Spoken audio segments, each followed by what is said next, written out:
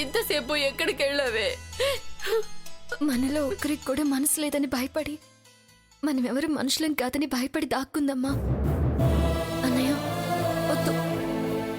దీని ఆవేదనతో వచ్చే ఆనందం, దీని కన్నీళ్లతో వచ్చే సంతోషం నాకొద్దు. దీన్ని ఏడిపిస్తూ నేను నవ్వుకోలేనన్నయ్య.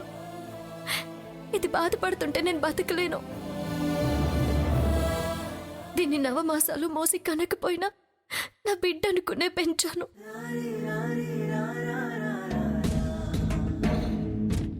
అమ్మ ప్రేమని పంచాను.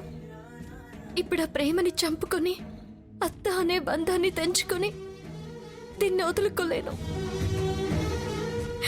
నా జీవితం కోసం దీనికి జీవితం లేకుండా చేయలేను. దయచేసి నీ మాటని వెనక్కి తీసుకో అన్నయ్య. పూజ లేకపోయినా పర్వాలేదు, వదిన పూజకి రాకపోయినా పర్వాలేదు, నేను మాత్రం అంజలిని పంపించును.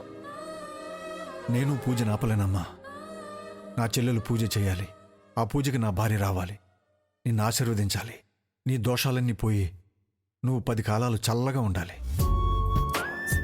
నీకు పట్టిన గ్రహాలన్నీ వదిలిపోయి నువ్వు సంతోషంగా ఉండాలి. దానికోసం నేను వెనకడుగు వేయలేనమ్మా. అంటే పూజ కోసం పసి మనసుని గాయపరుద్దామా? జీవితాంతం దీన్ని బాధ పెడదామా? జీవితాంతం తన మనతోనే ఉండటానికి తన మగపిల్లాడు కాదు, ఆడపిల్ల. ఇప్పుడు కాకపోయినా ఇంకో 10 ఏళ్ల తర్వాతైనా తను పరాయింటికి వెళ్ళక తప్పదు. కాకపోతే కొంచెం ముందు వెళ్తుంది అంతే. దయచేసి నా నిర్ణయానికి ఎవరు ఎదురు చెప్పకండి. అంజలి వెళ్తుంది, వెళ్ళాలి అంతే.